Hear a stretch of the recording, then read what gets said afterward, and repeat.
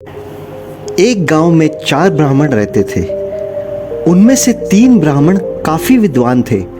उन्होंने काफी तरह की तंत्र विद्याएं सीख रखी थी, पर चौथा ब्राह्मण कम विद्वान था। इसी वजह से बाकी तीनों ब्राह्मण उस चौथे ब्राह्मण को नीरा मूर्ख समझते थे। एक बार तीनों ब्राह्मणों ने शहर जाकर कुछ नई विद्या सीखने का विचार बनाया। उन्हें जाता देखकर चौथे ब्राह्मण ने भी उनके साथ जाने का आग्रह किया, पर तीनों ब्राह्मणों ने उसे साथ ले जाने से मना कर दिया। उनमें से एक ने कहा, तुम हम विद्वानों के साथ जाकर क्या करोगे? तुम्हें तो कोई भी विद्या का ज्ञान नहीं है। जाओ, लौट जाओ। इस पर चौथे ब्राह्मण ने उनसे काफी मिन्नती की और कहा कि मैं तुम लोगों का सारा काम कर दिया करूंगा, मुझे भी अपने साथ ले चलो। यह सुनकर तीनों ब्राह्मण उसकी बात मान लेते हैं और अपने साथ शहर ले जाने को राजी हो जाते हैं। शहर जाते वक्त रास्ते में एक घना जंगल पड़ा। चलते चलते रास्ते में उन्हें एक जगह हड्डियों का ढेर दिखाई पड़ा। सभी वहां रुक जाते हैं और इस बात को लेकर विवाद हो जाता है कि ये हड्डियां आखिर किस जानवर की है। तभी एक ब्राह्मण बोलता है, चलो बेकार की बहस बंद करो, मैं अभी अपनी तंत्र विद्या से इन हड्डियों को जोड़ देता हूँ। यह कहकर ब्राह्मण मंत्र जपने लगता है और देखते ही देखते हड्डियां जुड़ने लगती है और एक शेर का कंकाल तैयार हो जाता है। यह देख दूसरा ब्राह्मण भी अपनी विद्या का प्रदर्शन कर दूसरों को प्रभावित करना चाहता है और अपनी तंत्र विद्या के बल से उस कंकाल पर मांस और शेर की खाल लगा देता है। अब भला तीसरा ब्राह्मण कहाँ पीछे रहने वाला था।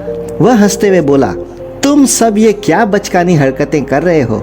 मैं दिखाता हूं तुम्हें असली तंत्र विद्या। मैं इस शेर में अभी प्राण भर उसे जीवित कर देता हूं। और ऐसा कहकर वह मंत्र उच्चारण करने लगता है। ठहरो ठहरो, तुम ये क्या कर रहे हो? चौथा ब्राह्मण जोर से चीखता है, जानते भी हो इसका नतीजा? ये सुनकर तीसरा ब्राह्मण आग बबूला हो जाता है और कहता है, मूर्ख, मंदबुद्धि, खबरदार, हम विद्वानों के बीच अपनी जुबान दोबारा मत खोलना। और वह पुनः मंत्र पढ़ने लगता है।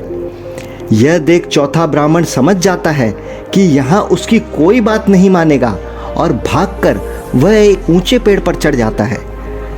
उधर मंत्र की शक्ति से शेर में प्राण आ जाते हैं।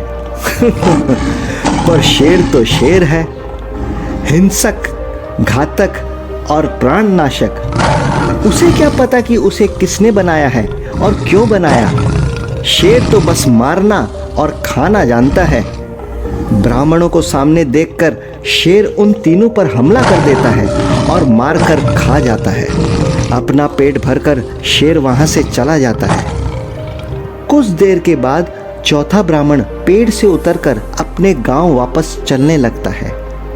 वह सोचता है कि ऐसा ज्ञान किस काम का जो इंसान की सूझबूझ और समझदारी को ही खत्म कर दे और अपने प्राणों की आहुति देनी पड़े।